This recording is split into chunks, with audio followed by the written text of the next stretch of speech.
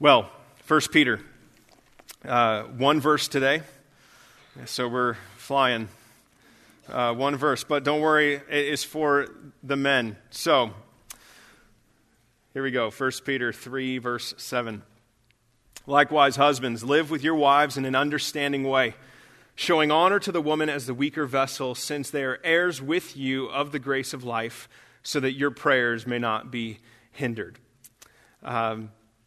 Last 2 weeks, we've talked about husbands and wives, and the last 2 weeks were about wives. And so the way that Peter is really building out his argument in his letter to this church is by talking to people who are now followers of Jesus, who need to know what it looks like to follow Jesus in certain relationships that they have. Those relationships are different for each person.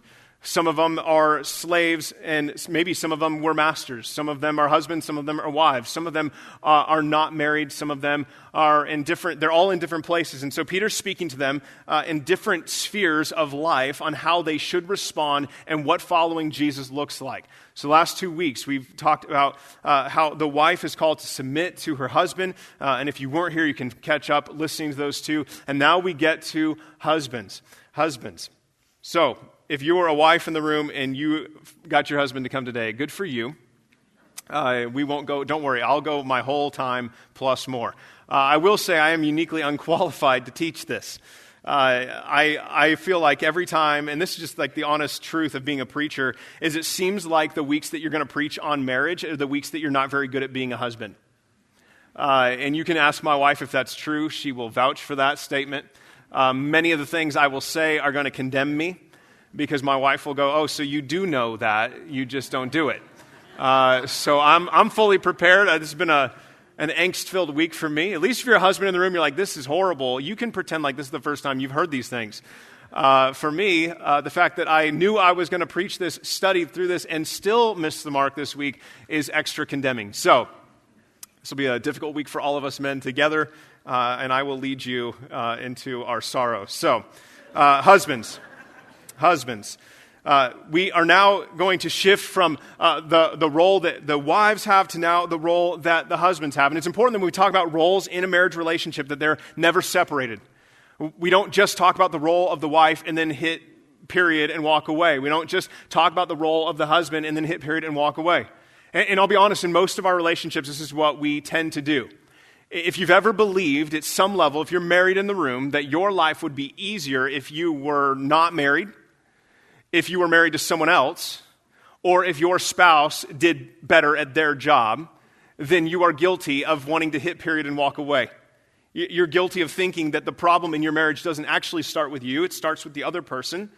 Or maybe you've thought something like this: I'm 90% doing what I need to do. I'm not going to say that I'm 100%. I got 10% of growth to do, but my spouse has got like 80% of growth to do. So I'll start working towards 100% when they get to at least 50. Right? And it's kind of this hostage thing where we stare each other down and we expect the other person to do better at their job. And if they did better at their role, then I would do my role. That is not how this works. And so the scriptures are always going to tie husbands and wives together. And so like we said last week, wives, when you hear those verses, those are for you. Husbands, don't club your wife over the head and say, why aren't you doing better at this? Same thing's true today.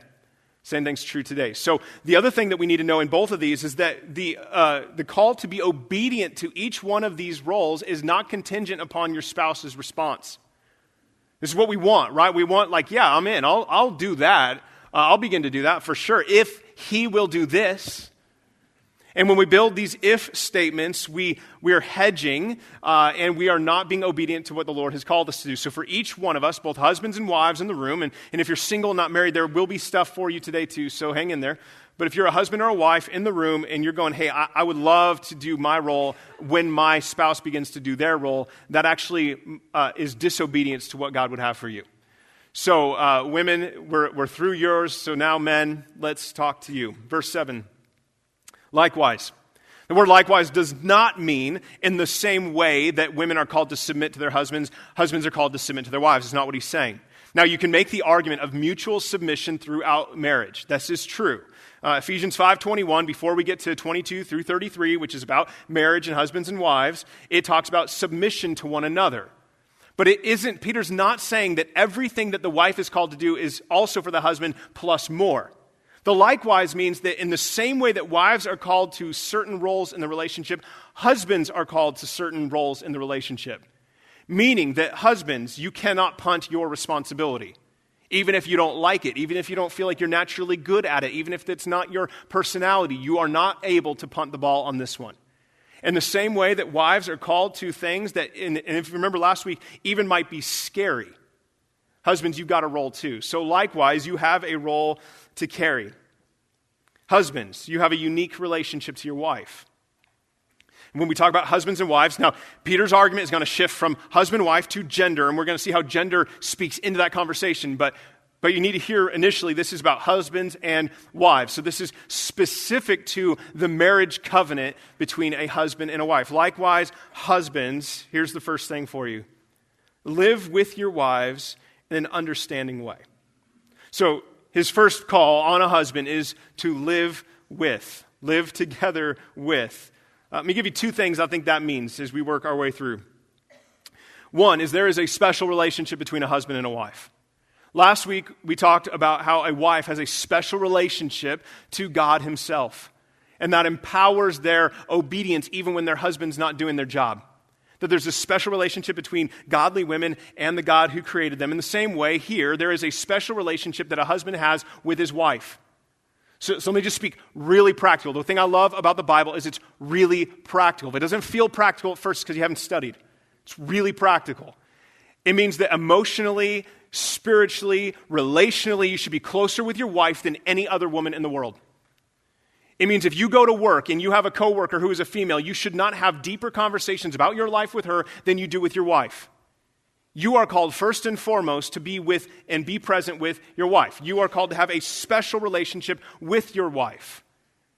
If you look at your relationships and you are more open, more honest, and more vulnerable with anybody else, especially with another female, you have immediately lost the ship. This is where affairs begin. Husbands, is when you do not allow yourself to be all in with your wife, but rather you have certain relationships that meet certain needs. That is incredibly dangerous, and you can't live like that. The second thing that comes out of this is that you are called to be present in your marriage, not present in your home. Okay, so being physically there is not the same as being present. So if you show up from work and you've had a hard day, and like I'm probably talking to myself right now, and you complain, and the only thing in the world that matters to you is your couch and TV. That is not being present. That's being on location. Okay, that's not being present. Being present means that you are actively engaged with your wife. So let me just talk to you about how this has played out in my marriage. My wife wants to talk about everything. She wants to know how my day was. She wants to know how meetings went. I'm the opposite. And maybe some of you husbands are like this. So when I come home, I'd rather not talk to anyone. Ever. I just am kind of done. I don't know, maybe that's just me. I just come home and I go, it was fine. That was enough for me. That was a good summary of 8 hours of work. It was fine. And in my mind, like that literally was it. That was fine. Like if it was worse, I'd tell you. If it was better, I'd tell you. It was just kind of fine. Sometimes it was good.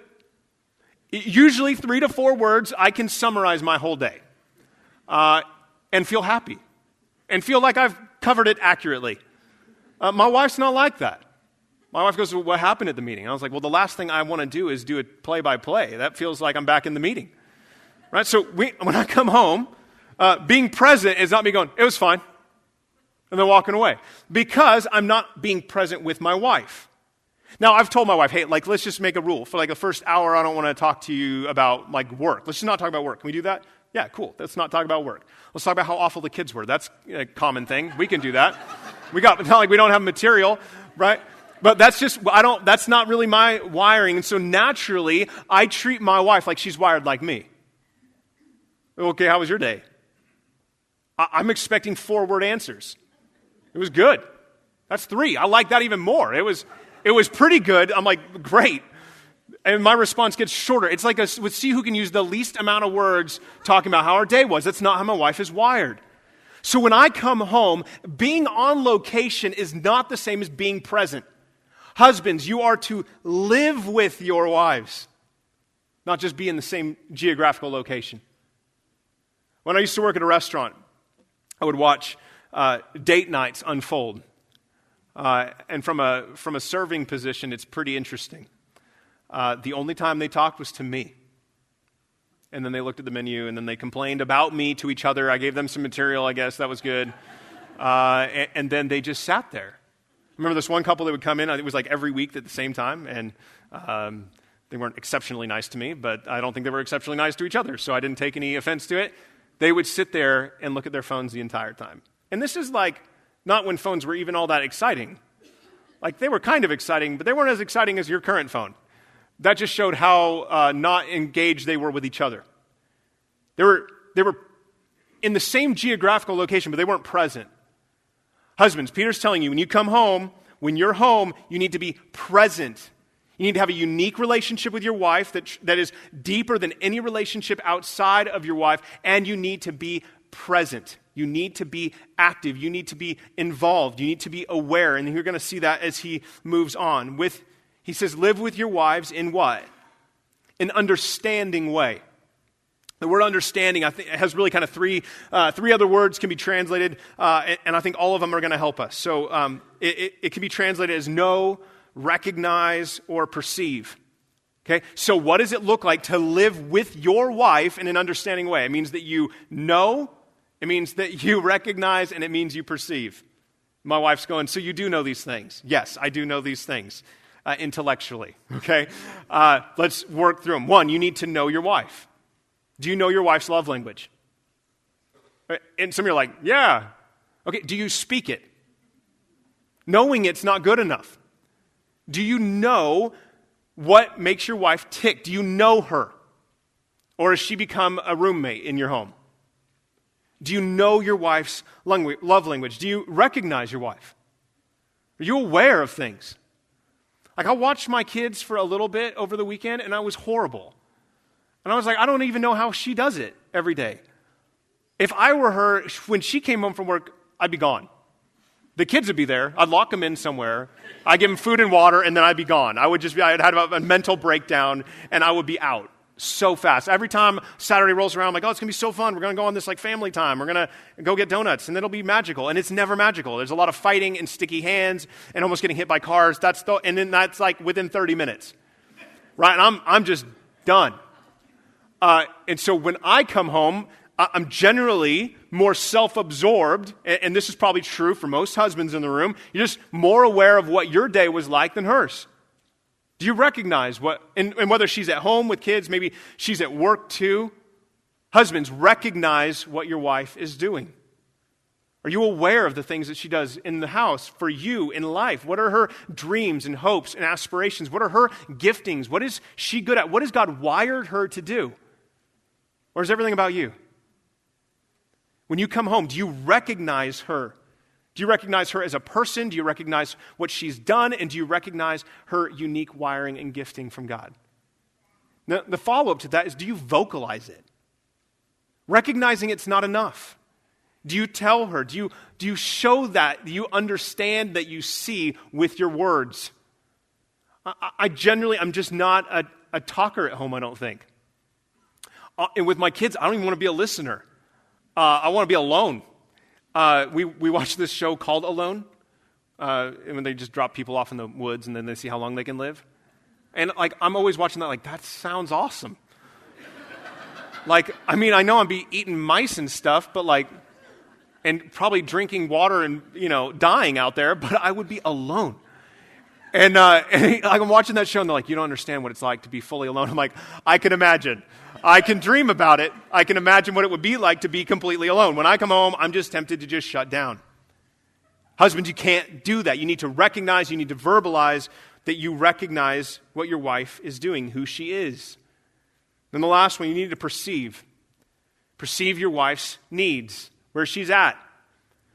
We call this, sometimes in public speaking, read the room. Okay? If they're not with you, you're losing them. I've had more than one time where people have fallen asleep Usually they're high school students because they've heard me for their life, and then they show up and they're like, oh my gosh, it's him again. And I put them to sleep, right? Read the room. Husbands, when you walk into the room and see your wife, can you read the room? Do you know when she's happy or hurting? Do you know when she's doing well or struggling? Are you aware? Are you perceptive enough to know how to engage your wife so that you might love her and honor her well? Or are you just kind of absent-minded? Do you walk in and just go, I don't even know what was going on? What's happening right now? Actual words this week from me. What's happening? Did I miss something? You ever done that? Husbands, you're like, what's going on? I don't get it. Like, where were you? I don't know. Have you ever, I've learned I can tune out almost anything. I was a high school pastor for 10 years. I can just tune out. It just seems like, hey, have you heard Graham say your name for the last hour and a half? I don't know. What does he need?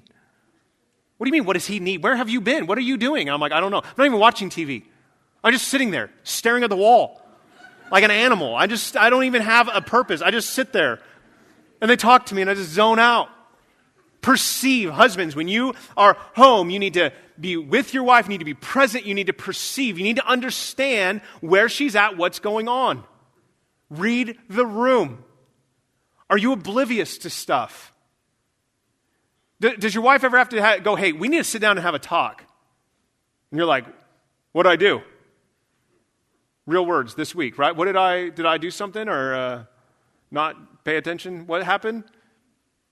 Does your wife have to tell you things that you should have picked up on because you were absent-minded? Maybe wrapped up in your own life, in your own career? He moves on. Showing honor to the woman as the weaker vessel. Now, when we first read this, it feels dishonoring and it feels like it's marginalizing the wife. And so a couple things to note right off the top. First, he shifts from wife. So he goes from the marriage relationship to now gender roles. Okay, so notice this subtle shift.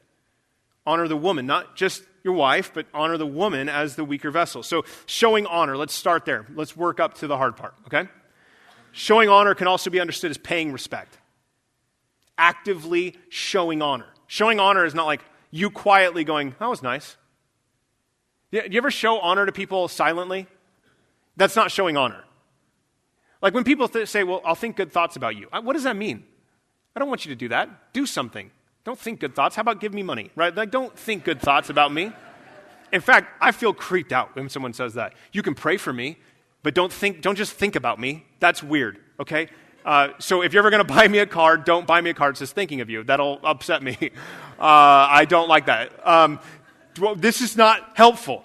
Showing honor is active, it's present, it's visible. Can your wife go, yes, here's 3 things my husband has done in the last 10 days that have shown honor to me, practically. Husbands, could you look at your wife and go, could you give one example in the last month? Would she be like, oh no, that wasn't you, right? Would she be able to actually point to something and go, no, my husband totally honors me? Would she be able to give case studies for that? We should be able to say, here's the things that like my husband does on a regular basis just to show that he cares about me. I learned this week because guilt and conviction were settling in pretty heavily. There are cards at the store that are like, basically, you're great and just wanted to let you know that. And then there's like anniversary and birthday. But there's not a section, and I think this is a huge oversight, of like, hey, I blew it. And this is an apology card. Like, I don't know, maybe I'm the only guy looking for that section in the cards area. Like, always in the 99-cent area too, right? Like, I don't want to pay $8 for a card that says, I'm sorry. I can apologize for cheaper than that, right? They're just not like, it's like, hey, happy birthday, you're an amazing wife, just thinking of you. Well, how about the middle part? Like, well, I forgot to think about you. Like, is that a card section? Here's the thing. If we're honest, I think that section would sell out real fast, right? Where maybe your wife is like, hey, I don't feel like you are honoring me much lately. Maybe they're not using Bible terms like that with you, but hey, I don't feel like you're aware of me. And you're like, oh, okay. And you're at the grocery store and like, where's the, I'm sorry that I punted my responsibility again. So yeah, bought a card, I modified it. You ever modify a card because you can't find one that says what you need it to say, so you hijack it? This is why blank cards are so great. Like, this is just a blank canvas for me to apologize on. This is absolutely amazing, right? Husbands, are you aware? Are you present? But do you show honor in tangible, practical ways? And again, this comes back to actually knowing your wife. You ever bought your wife a present that was a terrible choice? I have. I will not share it with you because I can control this. My wife will tell you. And in my mind, like, her new deal now is like, I'm not allowed to buy her electronics. Like, it's been a blanket rule now for every birthday or anniversary. She goes, if you buy me something at Best Buy, I'll kill you. And I'm like, this is awesome. Like, look how cool this is. Trust me, I tried it. And I'm like, it's just because I didn't get the right thing last time. So I try again, and every time I miss. And so she has a rule now. You can buy, she gives me categories. Sometimes she sends me emails like, hey, you can buy this. Like, here's your approved shopping list. And none of that stuff can be bought at Best Buy, right? So knowing your wife's love language is also how you honor her. You honor her by knowing where she's at, how she's wired, what she cares about, what she values, and then showing honor in ways that she cares about. If I was like, you know what, baby, I just need to show you how much I honor you and love you. Would you come on the stage so I can clap for you? She'd divorce me. Right? The last thing my wife wants to do is be on the stage. Like, that would be a terrible, terrible way to honor my wife. So you have to know who your wife is. You have to spend time with her. You have to be relationally invested to know how to honor her. Then he moves on. Showing honor to the woman as the weaker vessel. So why does he shift from wife? Because men who have a special relationship with their wives that transcend any relationship with any other woman, who know their wife's love language, who pursue them, invest in them, and show them honor, will eventually honor all women around them by default. That when you find a man who follows the Lord, who loves his wife, who has a good relationship, pursues her and loves her and is doing these things, he will just instinctually honor the women around him. Not in a manipulative way, not in a way of taking advantage, but he will genuinely honor women around him because he is genuinely honoring his wife. This is why the Bible, when it talks about elders in a church, as leaders in a church, are called to love their wives really well. When we bring elders onto our team, so you're doing a vote today for Rick. Every guy that we bring on our elder team, we want to know that he loves his wife well, that he pursues her, that he is for her, that he is selfless in his relationship towards her, because how could he possibly love and care for women in this church if he isn't doing it at home? When a man loves his wife well, that will overflow into a general care and concern for the women around them. So I think that's one of the reasons he shifts. And then he says, as the weaker vessel. Now, this is the verse that most people are going, oof, cringeworthy. Maybe you're a woman in the room and you're going, this is so offensive. This is just not right. Like, just be cool right now. It says this. I don't think it means inferiority. It can't mean inferiority because of how he ends the verse. Here's some other things I don't think it means. I don't think it means that they're weaker emotionally, intellectually, morally, spiritually, or in courage. I don't think it's any of those categories. So you're going, okay, well then what is it? I think it means two things. And I think those two things are, first and foremost, is that God created men and women different. That men are generally physically stronger than women. And I know some of you women are like, I could fight you right now and win. And I'm like, probably. And after my injury, I can't even run. I am so helpless to my family, it's crazy. When I had a kid in my high school group at my last church whose mom was a bodybuilder, and none of his friends would ever pop off because they knew his mom would dominate them, right? So we're not looking for outliers, right? We're not going to have a fighting ring here at Eastmont to prove that verse isn't true. We're just saying generally the way that men and women are created is different, right? We believe here at the church that God created men and women differently. That men are not to use their physical strength or dominance in an abusive way, but in a protective way. That is one way that men are strong. And the second way, especially back then, was socially. The men were generally more influential in their social circles, and so they needed to leverage that strength for the good of their wives and for the good of the women around them. Let me give you a case study from the Bible. We just went through the book of Ruth, right? Ruth is not a timid woman. She was strong. She was bold. She's a hard worker. She's got conviction. It was an amazing story. And Boaz was a godly man who did what? He leveraged his position of power for her good. He leveraged it in the town court. You remember that? He leveraged his influence for her good. This is what men do. They leverage their strength for the good of their wives and for the good of their families, and by extension, the good of women around them. This is why abuse is so contrary to the Scriptures. It's so contrary to God's design, because where God made a husband to be a protector, if that husband then turns on his wife and is the attacker, he's broken every rule that God has made for him. He's going against his very design that God made him. Like in our family, I don't know how like your family works, but like my wife, every time we've ever moved, she sleeps further away from the door. And the reason is if someone breaks in, her wording, not mine, they'll fight me first. And everyone goes, yeah, okay. Now, if I said the same thing, you guys would be like, come on, man. That's some dark stuff. That like you put your wife where I think a burglar's coming in closer than me. Every time I'm like, hey, that's my side of the bed. She goes, not anymore because the door switched, so someone comes in. I'm like, look at me. You think I'm going to fight? Like, you think that's going to work?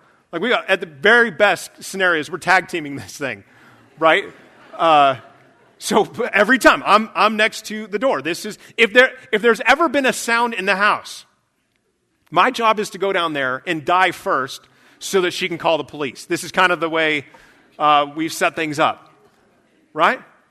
Like, I've never heard a sound and been like, Justine, can you get down there and, like, here's a stick. Like, I don't know what here's a gun, right? You're going to do great. I know you've never shot it, but, like, go down there and see what's up. Every time I'm down there, and I always walk down so casually, right? Because I'm just assuming it's nothing. If it ever is something, I'm dead. Because I'm walking down, like, half asleep, like, yep, good. You could be standing in the corner and stay still. I wouldn't see you. I'm like, all right, cool. Perimeter check done. I go back upstairs. This is my job, right? Now, when we hear that, we can laugh. But if I were to say to my wife, you need to go down there and like take care of me and the children, I'm punting my responsibility. Yes, husbands should be the ones that go downstairs and fight somebody. That's part of my job. Same with my kids. That's my job. Now, here's the thing. When godly roles actually play out, no one feels dishonored. Now, when we read this verse, it can feel dishonoring, right? It can feel like, what? You're just telling women that they're like weaker and that they're not as good, and that's not at all what he's saying. When a husband plays out the roles that God has called him to do, a wife will feel honored, respected, appreciated, and loved. And that verse won't feel marginalizing. When we see in the Old Testament with Boaz, leveraging his influence for the good of Ruth, no one goes, come on, man. Who do you think you are? Like, why don't you let her figure it out? Like, she doesn't need you. No, we go, good for him. And listen, every one of us in all of our lives have different roles of both submission and leadership. Every one of us. I'll give you an example, just maybe a case study from my own life. So I worked here 6.5 years, and I have been a pastor the entire time. I was told at some point I was kind of like a JV pastor. That was a weird meeting, but pastor nonetheless. Now, the descriptor of my job has changed here. So if you haven't been here very long, I started as a youth pastor. I came in as a 24-year-old youth pastor. Youth pastors at the staff meeting are there for crazy ideas, and that's about it. Like, that's kind of the extent of our input, right? So when I came in a staff meeting as a youth pastor, so that described what I did here, my role here, I had a different responsibility in that meeting. I could have crazy ideas and say stuff that wasn't all that bright, and then, like, no harm, no foul, and I got to walk out. That's different now. Now there's fouls, right? Now there's harm. My role now, if there was a disconnect on our staff as a youth pastor, my job wasn't to step in and resolve that. That is my job now. One of my jobs, according to my job description, is to make sure that our staff is happy and healthy. Meaning that my role is fundamentally different than it was even 4 years ago here. If I refuse to do my role, our entire staff structure will suffer. If I refuse to do my role as a youth pastor, our staff structure would suffer. Roles do not dictate value. I don't believe I'm more valuable now than I was 4 or 5 years ago. I don't feel more valuable now than I did 4 or 5 years ago. I feel loved in the same way. I feel like I'm part of this church family in the same way, but my role has changed. To not do your role is to harm the people around you. And I think this is Peter's point, that your wife is different than you. She's created different than you. And you need to lean in and do your role to honor her. Now, up until this point, my guess is nothing up until this point has made you feel like, ladies, wow, if my husband did that, I would feel so marginalized. Probably you're like, if my husband did that, that would be awesome. If my husband came home from work, sat down and asked me how my day was, and looked me in the eyes and cared about what I said, that'd probably be amazing. If my husband actually appreciated me or recognized the things that I'm doing, that would be great. If my husband set out time and planned dates and did all these things to pursue me and love me, then I would feel really, really honored. When we get to this weaker vessel, our temptation is to read that verse and to go, oh, this is backwards, and we try to remove everything that makes us unique and distinct in our roles. If you take away everything that makes you unique in your role, you're not going to find joy and equality. You're going to find frustration. God created each one of us in our lives to carry certain roles. In our marriage, husbands, you're called to carry this role, to lead, to be a leader. And some of you are like, I'm not naturally a leader. Tough. I don't care. I don't care if you're not naturally this or if it scares you. This is your job. Like Peter's saying, this is your job. Nobody else in the world can lead your family. Nobody else can lead your family spiritually. No one else can do that. That's your job. And husbands, when you punt your job, what I've watched here at church is that wives step up and will do your job for you. And they'll resent you for it. Don't punt the ball. One of the biggest problems that I have seen in my time in church is when husbands punt their responsibilities. I would say the majority of the time that Chris and I are in meetings talking about pastoring and caring for people in our church, it's because husbands have punted their responsibility. They've acted like boys and not like men. They've done what's fun and what's easy, and what they've left is their wife and usually their kids to figure out how life now works without them. I've sat in meetings with men and said, you need to man up and stop acting like a kid. And you know what they do? They walk out and they act like a kid. When men don't do their job, it's devastating. And listen, we're not talking just in these big things. Don't wait till crisis moment to then try to lead. Husbands, you need to be engaging with your wife right now. So we'll keep going. I'll come back. Don't worry, I'm not done. It says this. Now, here's the second reason. These are some practical things. Now there's a positional thing that he's going to make the argument for. And this is how we know that weaker vessel does not speak to inferiority. It's not what it's saying. Since they are heirs with you of the grace of life. Here's the point. You got a job to do. You got a role to play. You got a role to play. But one day you're all going to be in eternity as co-heirs in the kingdom. Do your job. Be faithful to your role. And listen, that's true in all kinds of areas of life. One of the things I've learned in this role, in my job, is that if I punt the ball, it harms people. If I don't do my job, it harms people. If you're a business owner and you don't do your job, you harm people. It doesn't mean that you're better than them. It just means you have a role to carry. No one else can love and lead my family like me. And if they do, then I do want to fight them. Right? That is a job that only I can do.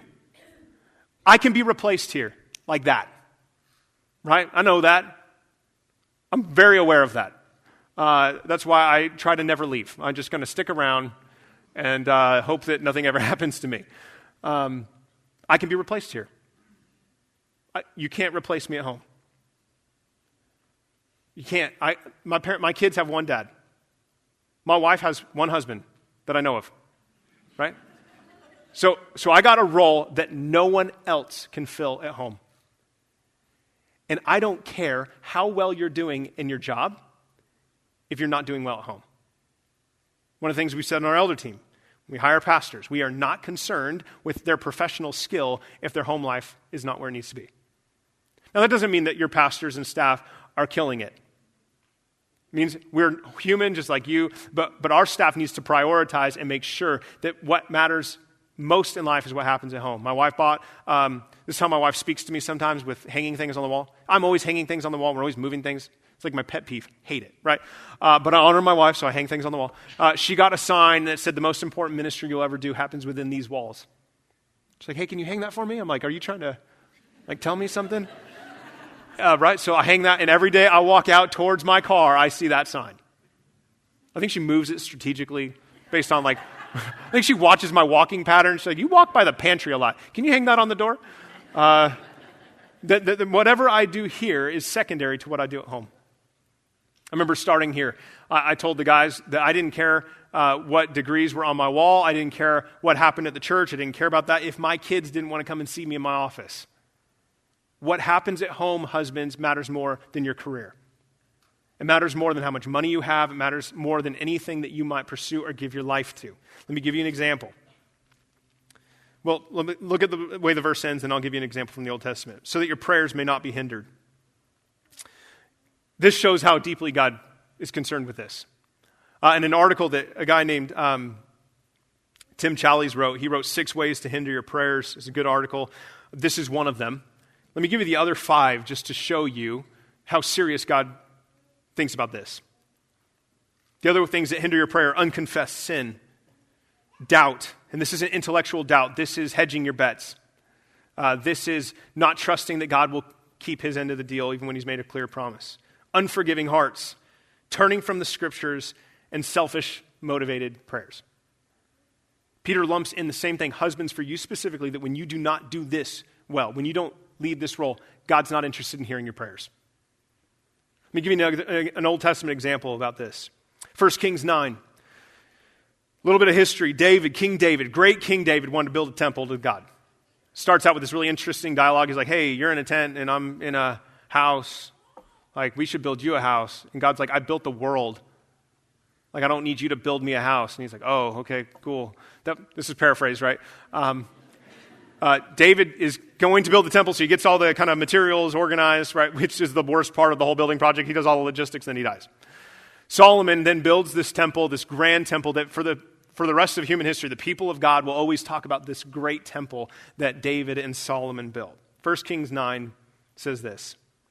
As soon as Solomon had finished building the house of the Lord and the king's house, and all that Solomon desired to build, the Lord appeared to Solomon a second time, as he had appeared to him at Gibeon. The Lord said to him, I've heard your prayer and your plea, which you have made before me. So what happened is he built this thing, and he had this very elaborate prayer. All the people were like, that was great. That was a beautiful prayer. Excellent work. Then the Lord pulls him aside. He says this, I've consecrated this house that you have built by putting my name there forever. My eyes and my heart will be there for all time. And as for you, if you walk before me as David your father walked, with integrity of heart and uprightness, doing according to all that I've commanded you, and keeping my statutes and my rules, then I will establish your royal throne over Israel forever, as I promised David your father, saying, you shall not lack a man on the throne of Israel. This is all good news. Built the temple. God's like, hey, good. I'll put my name there.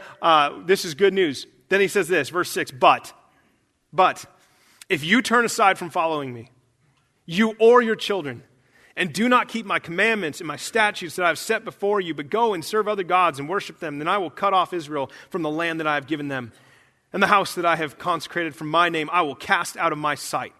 And Israel will become a proverb and a byword among all peoples. And this house will become a heap of ruins. Everyone passing by it will be astonished and will hiss, and they will say, why has the Lord done thus to this land and to this house? Then they will say, because they abandoned the Lord their God, who brought their fathers out of the land of Egypt, and hold on to other gods and worshiped them and served them. Therefore, the Lord has brought all this disaster on them. So here's how the story plays out. Solomon's killing it at work. Is that fair? You're not the king. I think you, gentlemen, you might think you're a king, of some really small kingdom.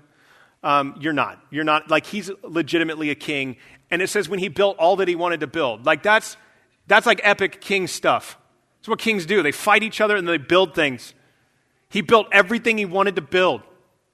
He's like, done. I'm the man. Everyone's like, he's the richest king, the wisest king. He's got all these buildings. He builds this temple. He makes this amazing prayer. And the Lord goes, that's cool. Okay, but listen up. If you don't love me with your heart, I'll tear this whole thing down to the shame of my own name. That's how much God cares about your heart. Gentlemen, husbands, God is not concerned about how well you're doing at work if you're struggling at home. If everyone around you thinks that you are amazing and your wife is like, you are not the same person at home, you're not winning. You've got some repenting to do. You've got some work to do. Husbands, you have to realize that the most important ministry you will ever have is at your home. It does not matter how big your business is. It doesn't matter how many promotions you get. It doesn't matter how nice your car is. If your family doesn't respect you because you haven't led and honored them, then it's all loss. One of the saddest things that can happen in your life is you find yourself at the end of your life with a whole bunch of stuff and kids that don't want to talk to you and a wife that doesn't respect you.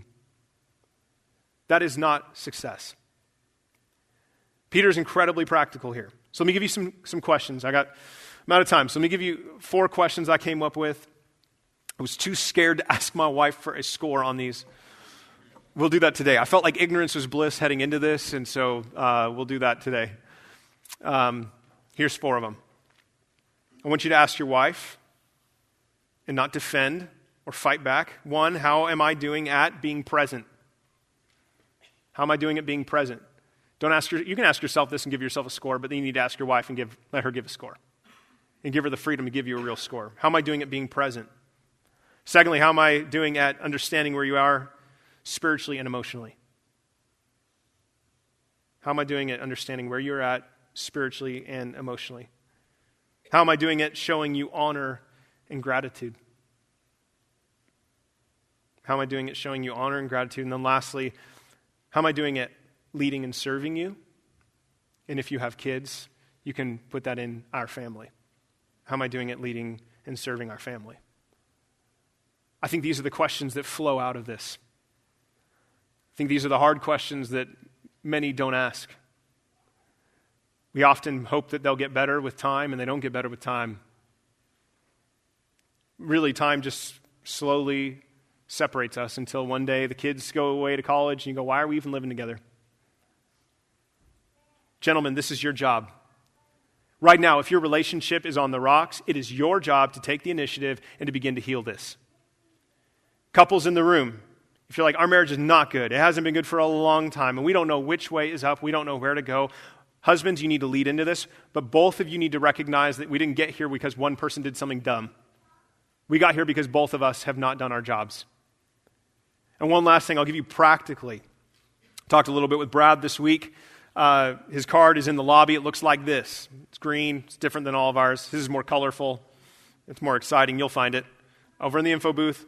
Husbands, maybe where you're at relationally, it's toxic. Every time you try to talk, it just devolves into fighting. If that's where you're at, maybe you need someone to help walk that with you. And let me just say this, husbands, that's your job to set that up. It's your job to lead here. And maybe that's how far it is. Maybe you're kind of like, no, I just need to lean in and do my job better. Okay, then that's good. But husbands, we have a role to carry. And when you punt your responsibility, your wife suffers, your kids will suffer, and ultimately, you'll find yourself at the end of your life with a lot of regrets. Peter is incredibly practical as we talk about husbands and wives. And my prayer is that we wouldn't just hear this, wouldn't just read it and go, that's cool, but we would actually read it and go, okay, God, what do you have for me? So wives, right now, I'm going to encourage you to not go, man, my husband needed this. Oh, man, he needed this. Whew. Praise Jesus for church, right? Like, don't do that. Don't do that. I want you to go, okay, God, what do you have for me over the last 2 weeks? How would you have me live? What are the areas I need to, listen, I am more painfully aware in this one verse of my shortcomings than any of my wife's over the entire Bible. Like, I can read this and just go, Lord, I need a lot of help. We should be far more aware with our own failures, with our own needs, and with our own struggles than we are with our spouses. We should do our best to do the roles that God has called us to do, seeking to outdo one another in honor. And if things are really bad, then maybe we need to have someone in the room that can help you guys talk through that. We want Eastmont to be known because marriages make it. One of the most heartbreaking things that I do in this job is watching marriages not make it. And if you're like, hey, that's probably our trajectory, then it's time to do something. Husbands and wives, it's time to do something. As we follow Jesus, it's time to outdo one another in honor. It's time to be the kind of husband that God has called you to be, wives to be the kind of wife that God has called you to be. And in doing so, Ephesians 5, Paul would say this, that it demonstrates this mystery of the gospel to the world around you. That it's this tangible representation of how Jesus loves his church when we see husbands and wives submitting to their roles and loving one another. Let's pray.